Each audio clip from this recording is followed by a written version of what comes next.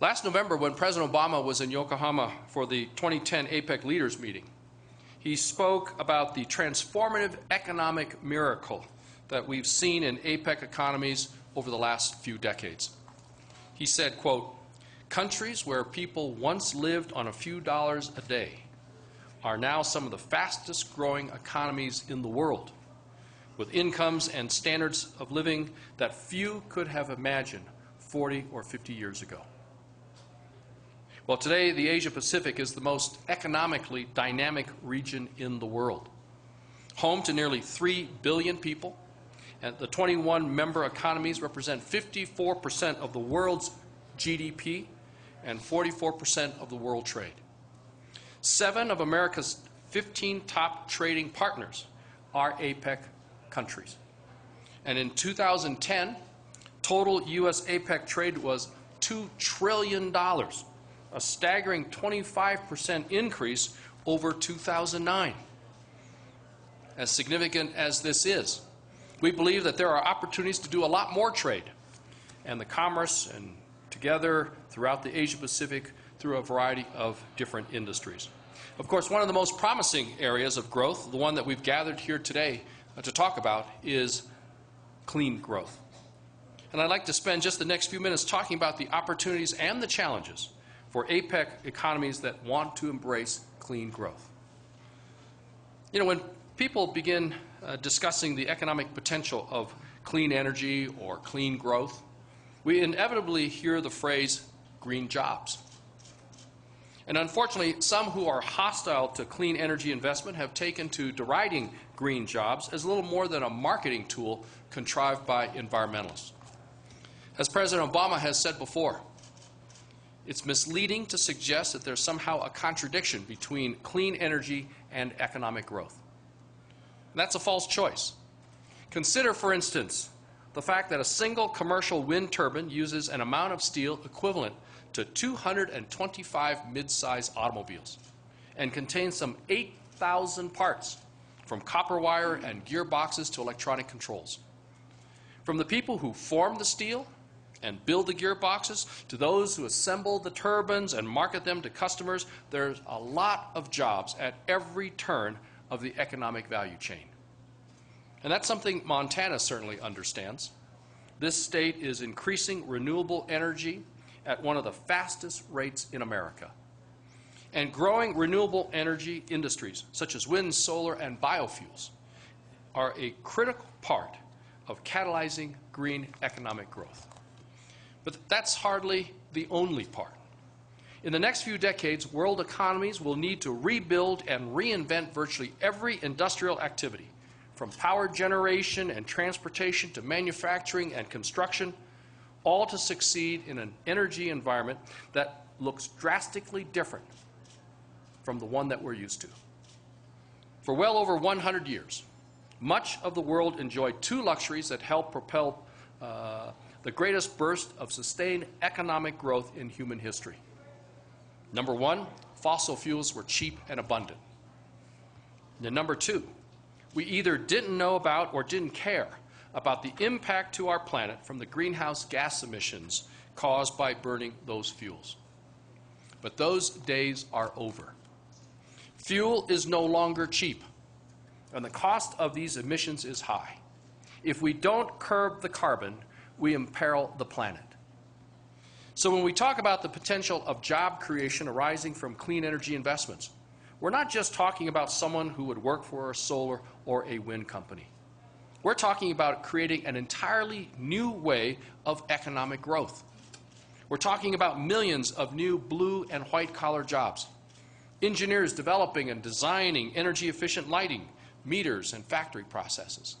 We're talking about mechanics rebuilding rickety electric grids with sensors and controls that monitor and distribute clean energy much more effectively. We're talking about construction workers producing and installing green building materials. We're talking about environmental consultants helping companies and governments improve emissions and energy monitoring. And we're talking about plumbers and technicians who install smarter irrigation systems to feed fields producing next-generation biofuels. We're talking about companies like the one many of us are going to be visiting tomorrow, West Paw Design in Bozeman, which has built a state-of-the-art energy-efficient facility to manufacture its high-quality dog and cat toys, accessories, and apparel. The potential new businesses and new job creation in front of us is astounding. To cite just one example, look at the growth prospects for making our buildings greener. In the United States, buildings consume 40% of energy and 73% of all electricity.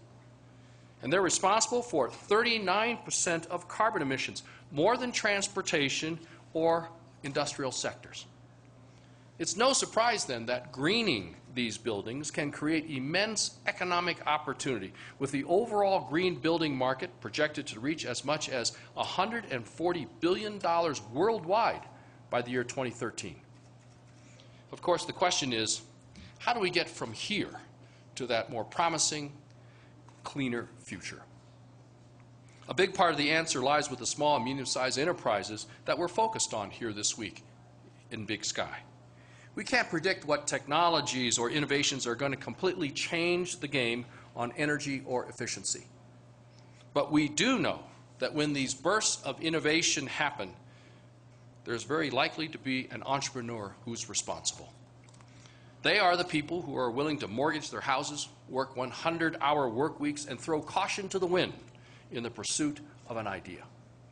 And some entrepreneurs go on to build huge multinational companies, but most don't. Most go on to lead small businesses, and quite frankly, it's these small businesses that are responsible for 2 out of every 3 new jobs created in the world.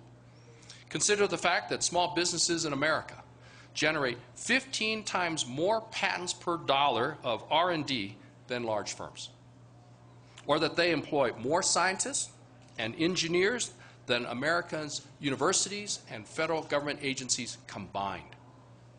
And that's why APEC member economies need to put the empowerment of small businesses at the very center of their economic agendas. The Department of Commerce has attempted to do this by creating online tools and programs that make it easier for small and medium-sized businesses to enhance their global competitiveness. Our Sustainable Business Clearinghouse provides an easy-to-use online portal where U.S. businesses can search from over 900 government programs that support green business practices.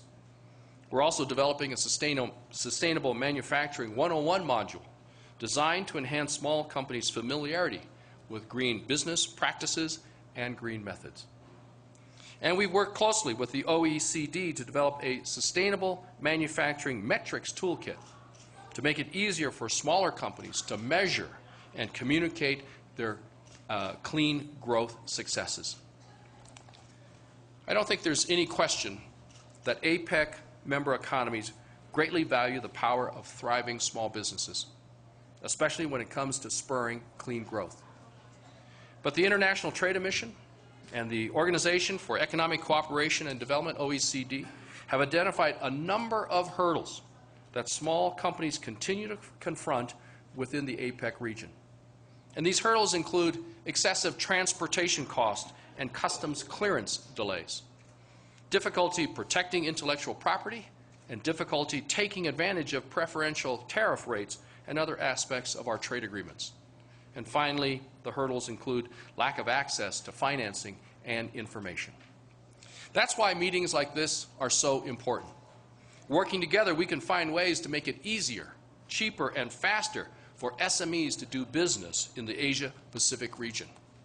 Our key SME objective during the APEC 2011 U.S. host year include strengthening economic integration in the region by removing barriers to trade and investment, creating an open and transparent business environment, and establishing a regulatory framework that expands opportunities across the board for companies of all sizes.